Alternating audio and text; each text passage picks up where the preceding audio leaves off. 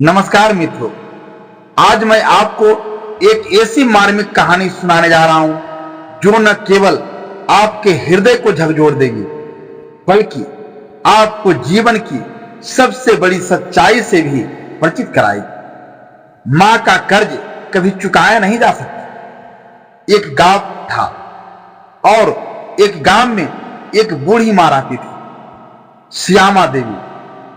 पति बहुत पहले स्वर्ग सिधार चुके थे और बेटा राघव शहर जाकर पढ़ लिखकर एक बड़ा अफसर बन गया था। श्यामा देवी को गर्व था अपने बेटे पर। उनकी आंखें अक्सर दरवाजे की ओर लगी रहती। शायद बेटा आए, शायद उसका कोई पत्र ही आ जाए। पर समय बीतता गया। राघव शहर की चौकीदारी में होता गया और फिर एक दिन 25 साल बाद राघव गांव आया। सरकारी गाड़ी से उतरा। उसके पीछे नौकर चाकर और हाथों में तोहफा के थैले। श्यामा देवी ने बेटे को देखा तो आंखों में आंसू भर आए, पर राघव थोड़ा असहज हो गया। गांव की मिट्टी, टूटा हुआ घर, बूढ़ी मां के झुर्रियों भरे हाथ, सब उसे अब अजनबी लगने लगे थे। रात में भोजन के बाद राघव मां से बोला, मां, मैं तुमसे एक वादा निभाने आया हूं। बचपन में तू कहा करती थी, बेटा जब तू बड़ा आदमी बनेगा तो मेरा कर्ज चुकाना। मां, आज मैं वो कर्ज चुकाने आया हूं। श्यामा देवी मुस्कुरा दी। बेटा, जो मां दूध पिलाकर संतान को पालती है उसके कर्ज का कोई मोल नहीं होता। राघव बोला, नहीं मां, आज मैं तुझे तृप्त करना चाहता हूं। तू जो कहेगी मैं करूंगा, चाहे जैसा इम्तिहान हो, मैं तैयार हूं। मां ने गहरी सांस ली और कहा, ठीक है बेटा, 3 काम है, कर सके तो समझूंगी तू मां का ऋण उतारा। पहली परीक्षा, ममता की परछाई।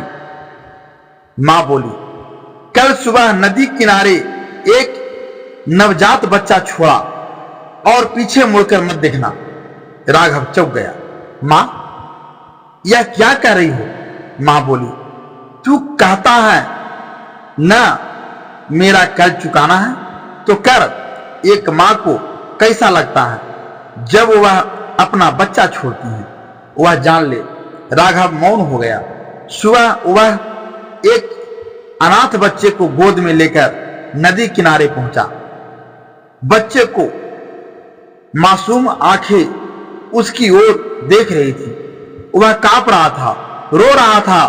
राघव उसे जमीन पर रखकर पलटा और चल पड़ा, पर उसकी आत्मा कांप गई। एक क्षण बाद वह दौड़ता हुआ लौटा, बच्चे को सीने से लगाकर फूट फूट कर रो पड़ा।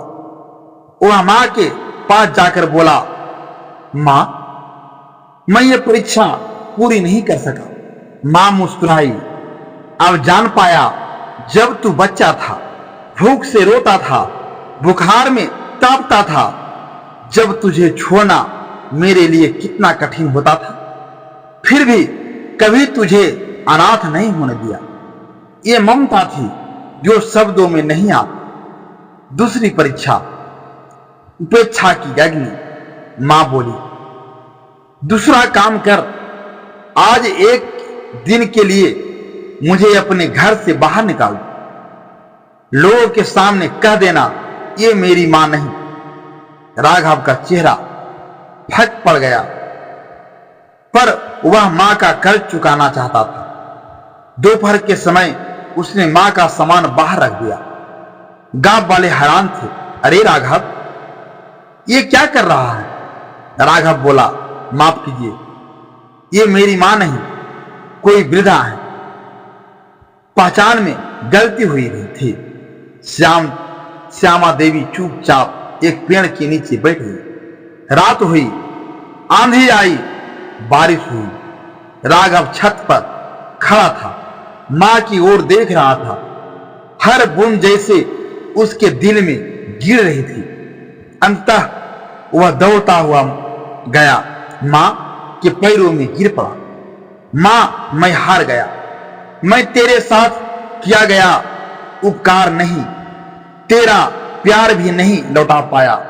श्यामा देवी ने उसका माथा चूमा और कहा, बेटा, जब तू छोटा था और लोग कहते थे इसे अनाथ आश्रम भेज दो, तब भी मैंने तुझे छाती से लगाया था, तेरे गंदे कपड़े धोए, तेरी बीमारियों में जागती रही। उसी ममता का आज एहसास हुआ ना। तीसरी परीक्षा, अंतिम सत्य। राघव अब आत्मग्लानि से भर चुका था, पर वह बोला, मां, अब चाहे जो कह, मैं अंतिम परीक्षा के लिए तैयार हूं। मां मुस्कुराई और बोली, बेटा, अब तू मुझे शमशान ले जा और मेरी चिता स्वयं अग्नि देकर कहना, अब मां का कर्ज चुक गया। राघव कांप गया। वह बोला, मां, यह कैसा इम्तिहान है? तू मरने की बात क्यों कह रही है?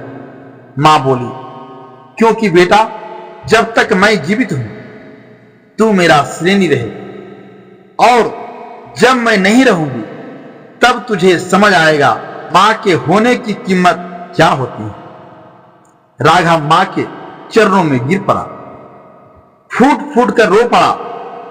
उसने कहा, मां, मुझे क्षमा कर दे, मैं तेरा दूध तो क्या, एक आंसू का मूल्य भी नहीं चुका सकता। तेरा हर दिन एक तपस्या थी, मैं तो उस तपस्या को कभी समझ नहीं सका। मां ने उसे गले से लगा लिया। मित्रों, राघव की तरह हम में से कई लोग अपनी मां को अमूल्य समझने की भूल कर बैठते हैं। हम सोचते हैं बड़ा बनकर मां का कर्ज चुकाएंगे, पर सच्चाई यह है, मां का कर्ज चुकाया नहीं जाता, केवल निभाया जाता है। उसने हमें जन्म दिया, चलना सिखाया, गिरने पर उठाया और बिना शर्तों के प्यार करना सिखाया। जब तक मां जीवित हो, हर दिन उसके चरणों में शीश झुकाओ। हर दिन उसे कहो, मां, तू मेरी सबसे बड़ी दौलत है। क्योंकि जब वह चली जाती हैं तब केवल काश रह जाता है। अगर आपकी आंखें नम हो गई हैं तो इस कहानी को अपने दिल में संजो लीजिए, और यदि आपने अभी तक अपनी मां को फोन नहीं किया तो अभी करिए। कहिए, मां, मैं तुमसे बहुत प्यार करता हूं। और यदि ये कहानी आपके मन को छू गई हो तो कृपया इसे औरों तक भी पहुंचाइए। और इसी प्रकार की कहानियां सुनना चाहते हैं तो हमारे चैनल एसपी हिंदी कहानी को अवश्य सब्सक्राइब करें, क्योंकि किसी मां की याद शायद किसी की आंखें खोल दे। धन्यवाद।